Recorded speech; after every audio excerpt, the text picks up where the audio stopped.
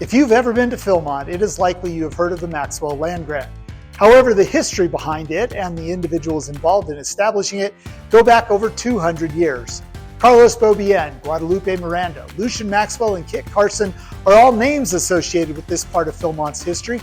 We'll learn more about these men and the history of the land grant, as well as related artifacts found here at the National Scouting Museum in this edition of Artifact of the Week.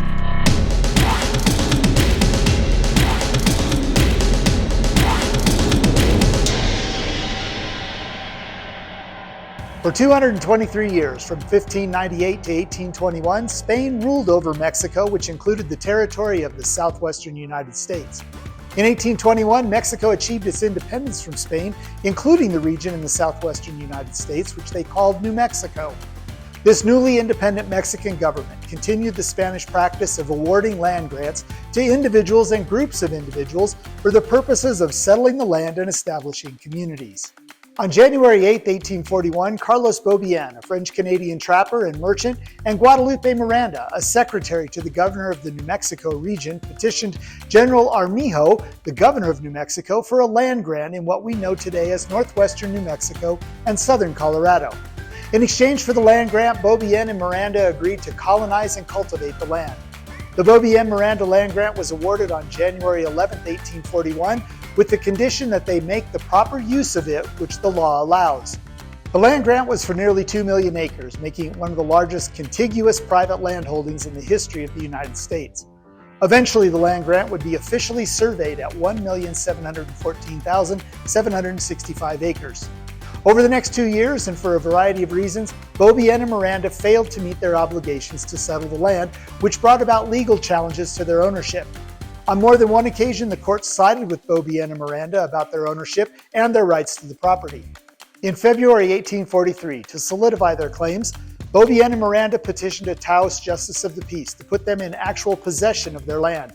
The official agreed, and 10 days later accompanied the pair to the land grant itself, where they erected 7 mounds to mark the boundaries and participated in an ancient ceremony where the justice of the peace declared they were in perfect and personal possession of the land, guaranteeing that they, their children, and successors would retain possession of the land in perpetuity.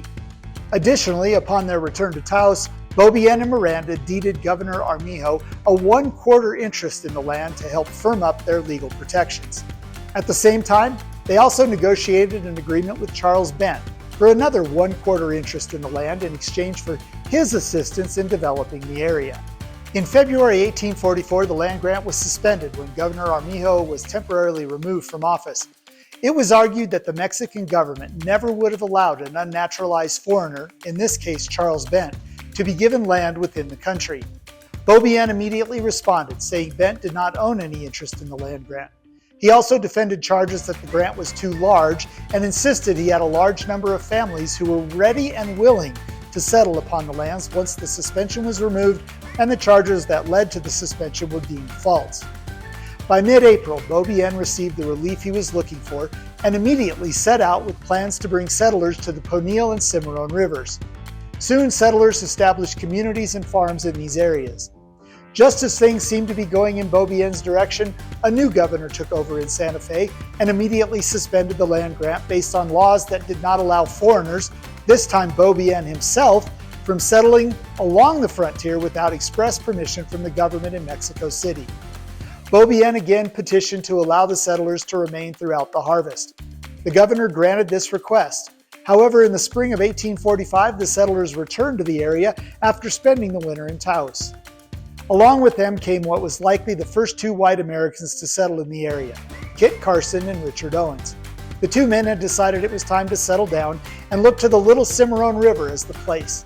Together they built a few small huts, planted 15 acres of grain, and began cutting timber for future improvements. Throughout 1845 and early 1846, Beaubien battled with the Mexican government and his detractors over the settlements that were now flourishing in the area. With armed conflict between Mexico and the United States becoming ever more likely, U.S. Army soldiers began to gather at Bent's Fort in Colorado. By August, these troops were entering New Mexico over Raton Pass. During their advance to the south, travel and trade on the Santa Fe Trail came to a halt. The settlers in the area abandoned their farms and homes to seek safety elsewhere. In September, General Stephen Watts Kearny and his troops entered Santa Fe and set up an interim military government. Kearny named Bent as the first American governor and Beaubien as one of the 3 judges to the territorial Supreme Court. The Beaubien and Miranda Land Grant was now governed by the laws of the United States.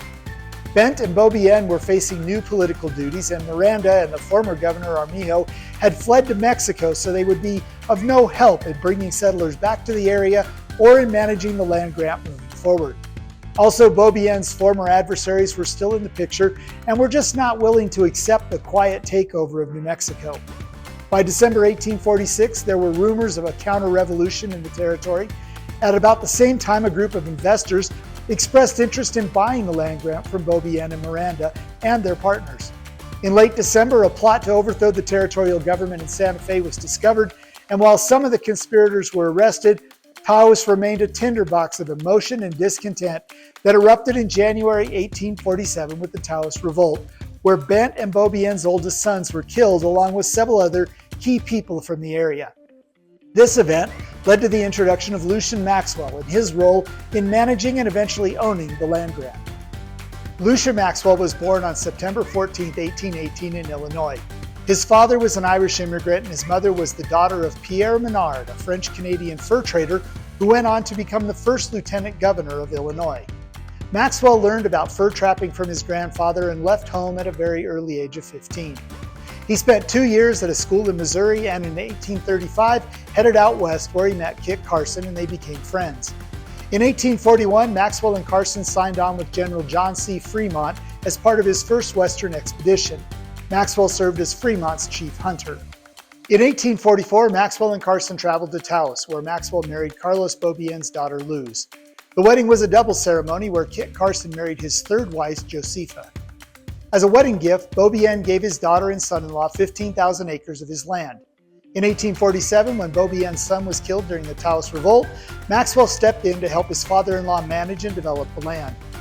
In 1849, Maxwell established a wagon and stage stop known as La Posta at Rayado, as well as a small community in the area in an effort to encourage others to settle there. Utes and Apaches, who historically populated the area, were not happy with more settlers coming into the region and frequently attacked the settlement. Initially, the fears of attack by these indigenous people stunted the growth of Rayado. To offset these fears, Maxwell recruited his friend Kit Carson to settle at Rayado and provide at least a sense of security for those coming to Rayado to live. His efforts worked and Rayado began to grow. Maxwell was able to pasture large herds of cattle, sheep, horses, and mules.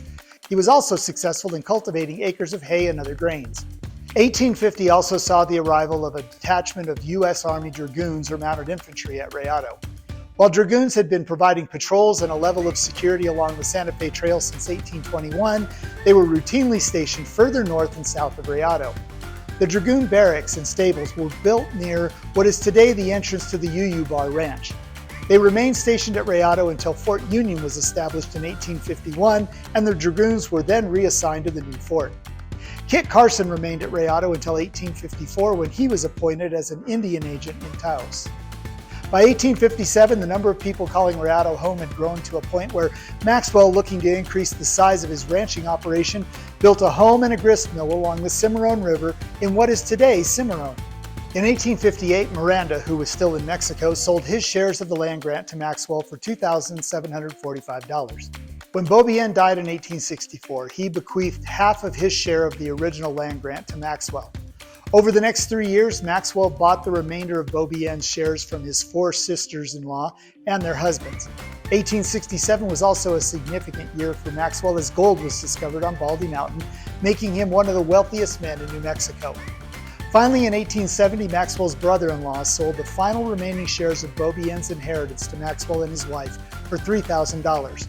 It was now known as the Maxwell Land Grant and included the thriving town of Cimarron and its 3-story grist mill, Elizabethtown and its sawmill, and the sawmill at U Creek, which together produced over $25,000 in profits annually.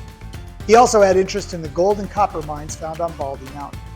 On March 30, 1870, Maxwell learned that his oldest daughter, Virginia, who had recently returned to Cimarron from St. Louis, where she had completed her schooling, had secretly married an Army officer, not the man her father had picked as her future spouse, and was en route to his next duty assignment.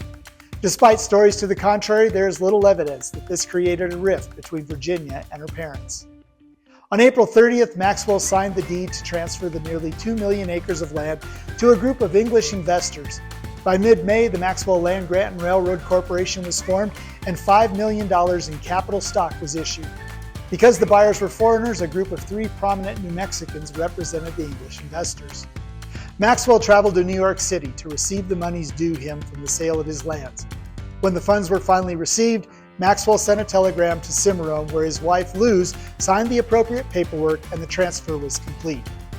Now it's reported that on his return to Cimarron, Maxwell camped in the area of Raton, where 2 mean-looking men acknowledged that they knew Maxwell had the money from the sale of his land, but they had no interest in stealing it from him. The next day, those same men reportedly robbed the Overland stage of $20,000. On July 23rd, the sale was recorded in the Colfax County record books. In late August, Maxwell sold his Cimarron home and all the remainder of his Colfax County property. In September, he purchased property in Fort Sumner, 200 miles south of Cimarron. The former officers' quarters there would be his new home. In October, Maxwell led his family and almost 200 additional people in a caravan to their new home in Fort Sumner. Maxwell lived out his remaining years in Fort Sumner, playing poker, racing his favorite horses, and growing his ranching and farming operations. Maxwell seemed to have steered clear of the speculation in railroads that led to the financial ruin of many others. His cash reserves insulated him from the economic hardships facing the rest of the country at the time. On July 25, 1875, the day of his youngest daughter's 6th birthday, Maxwell died at the age of 56 from what was believed to be kidney failure. His widow Luz died 25 years later in 1900. Following Maxwell's departure from Cimarron and his sale of the property, a 15-year-long dispute erupted between the people living on the land and the new property owners. This was known as the Colfax County War and is a story for another time. In the 1920s, Wade Phillips bought some of the former Maxwell Land Grant as part of his growing Philmont Ranch. Then, of course, in 1938 and 1941, Phillips donated parts of his holdings to the Boy Scouts of America in what would become Philmont Scout Ranch. History still struggles with how to view Maxwell in his life. Was he a villain or a visionary? Well, I'll leave that up to you to decide. That's all the time we have for this week. Join us next time as we continue to learn more about the history of Scouting America through the collection of the National Scouting Museum and Artifact of the Week.